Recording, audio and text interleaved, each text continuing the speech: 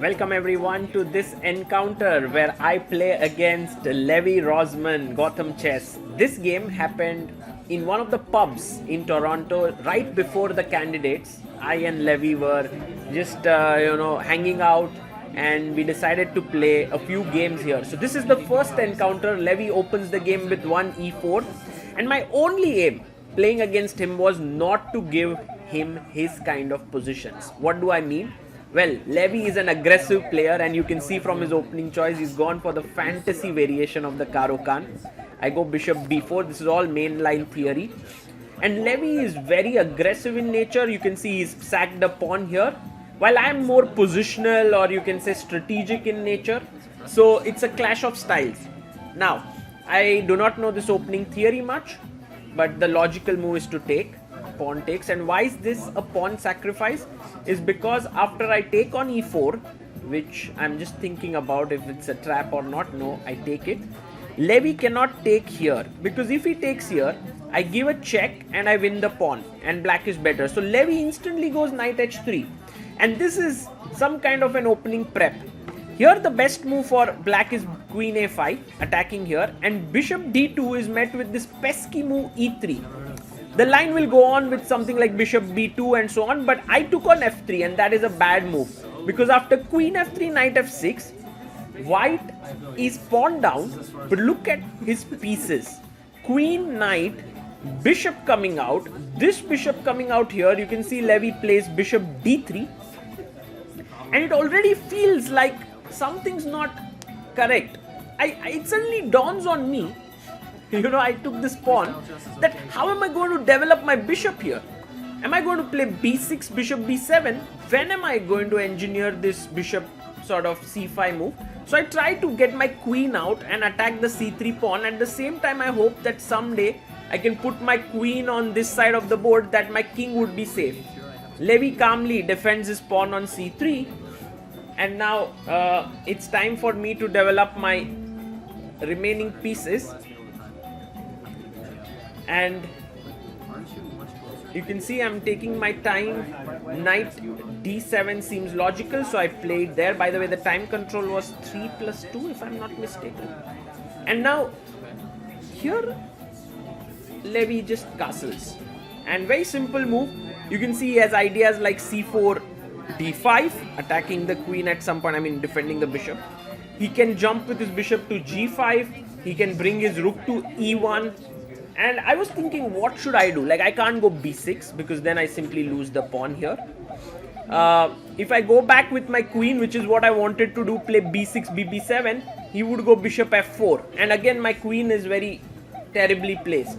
So it was not at all an easy position and I didn't want to castle into it because that would mean that queen g3, then ideas like bishop h6 and with knight coming in. So all of these problems were, too much for me to even find a move here. And you can see that just in 11 moves, I have landed in a terrible position against Levy because I did not know the opening and just took a pawn. And I try to concentrate on the game while Levy enjoys with the fans there. It was terrible. I played knight f8. Now, I was expecting Levy to go bishop g5, which is a strong move. Take here, take here, take here. And maybe I have to go back with my knight. I was even thinking I will go to g6 with my knight. So, clearly knight f8, the idea is to put the knight here. Maybe, hopefully, I can get my bishop out and castle long. That's a dream scenario.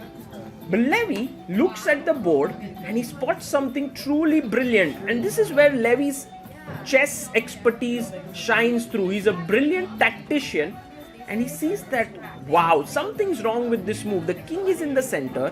I'm all developed and I'm going to actually have an opportunity to make a brilliant move. Which is where he spotted it, but he's just trying to see if there's any defense. Try to pause the video here and you yourself think if you can find this brilliant move for white here. And there, he's just calculating and he plays it, bishop h6. What a move. It came like a bolt from the blue for me because if you take here, queen f6 is hanging, Even if you go rook g8 trying to defend, he can take bishop g7, rook g7, queen f6. There's absolutely nothing that I can do. Even if you go queen h5, bishop g7, I think I had a 30 seconds or 40 seconds left on the clock.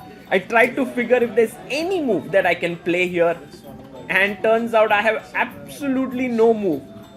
And guess what? I'm running out of time. My position is horrible, and I'm also completely lost here. And it's just 12 moves.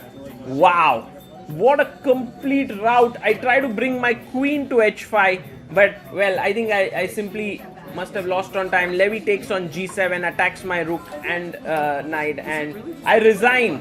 What a game there by Levy Rozman. And I think one of the key things to learn from this game is not to capture the pawn on f3 and give white queen takes f3. Just play queen a5 and black should be good, should be fine. But I must say that this was one of the maybe quickest losses of my career. I don't remember having lost in 12 moves. I try to analyze a bit with Levy about knight g6 move, but the bishop on c8 is bad, knight is coming to g5, and it's just terrible there. So we play the next game, and in the next video I will show you what happened in game 2. For now, well played Levy, well done. After that game, I want to play the whole night.